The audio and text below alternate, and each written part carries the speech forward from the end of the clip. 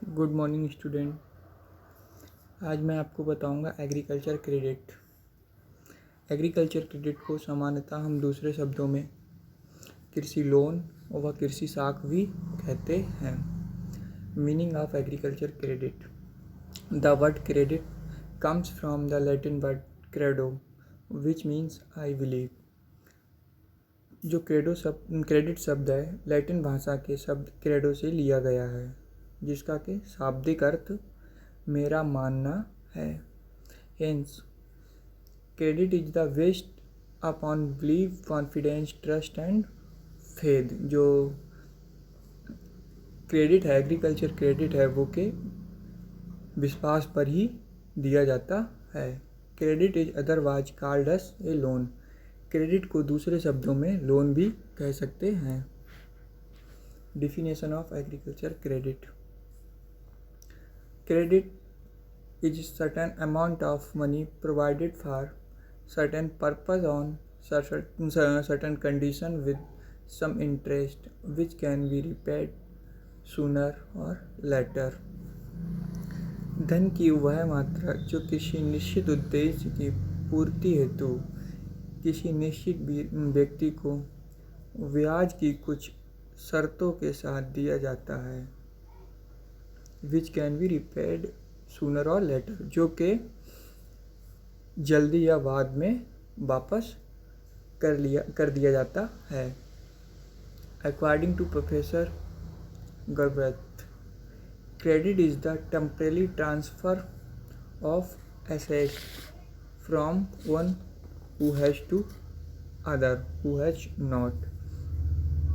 किसी भी संपत्ति का अस्थायी रूप से किसी और को देना अस्थायी रूप से किसी और को देना जिसके पास ना हो, लोन या साख कहलाता है। Credit need in agriculture. Agriculture credit is one of the most crucial input in all agriculture development program. कृषि ऋण सभी प्रकार के विकास कार्यक्रमों के लिए अति महत्वपूर्ण है। For a long time the major sources of agricultural credit was private money lender. लंबे समय से कृषि ऋण का मुख्य स्रोत जो थे वो के साहूकार व महाजन थे। What is this sources of credit was indicate highly expensive and exploitive, जो कि बहुत ही अपर्याप्त व खर्चीले थे। टू कटल this a multi agency approach consisting of the cooperative, commercial bank and regional rural bank credit has been adopted to provide cheaper, timely and adequate credit to farmer।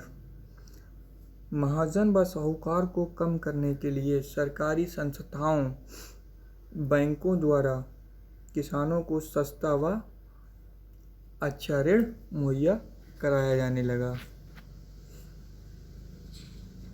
The financial requirement of the Indian farmer. Buying agriculture input like seed, fertilizer, plant protection, chemical feed and fodder for the cattle etc। कृषि ऋण से बीजों, उर्वरकों व पौध संरक्षण, पशुओं के लिए आदि चारा आदि को खरीदा जा सकता है। Supporting their family in those year when the crop have not been good. कृषि ऋण का उपयोग हम तब भी कर सकते हैं जब किसान अपनी फसल का अच्छा उत्पादन ना किया गया हो। बिकॉज जो वेदर है वो क्या है, यहाँ पर अनसर्टेनिटी, रेनफॉल की काफ़ी मात्रा में अनसर्टेनिटी होती है। तो कभी बारिश हो गई, कभी नहीं हो गई, तो कभी ड्रॉट हो गया, तो अनसर्टेनिटी बहुत है। इस चक्कर में अगर किसी भी तरह से फसल अच्छी नहीं होती है तो हम क्रॉप इंश्योरेंस का, ये मतलब कृषि ऋण का उपयोग कर सकते हैं। Buying additional land to make improvement on the existing land to clear old डेब्ट and purchasing costly agriculture machinery. साथ ही साथ में जैसे पुरानी ज़मीन को खरीदना, ज़मीन में सुधार करना तथा कर्जदारी चुकाना, कृषि यंत्र को भी खरीद सकते हैं। Next, increasing the farm efficiency as against limiting sourcing, hiring of irrigation water lifting device, labour and machinery. सिंचाई के संसाधनों को सीमित करना ताकि कि भूमि की दक्षता को बढ़ाया जा सके। Sources of agriculture credit classified into two group.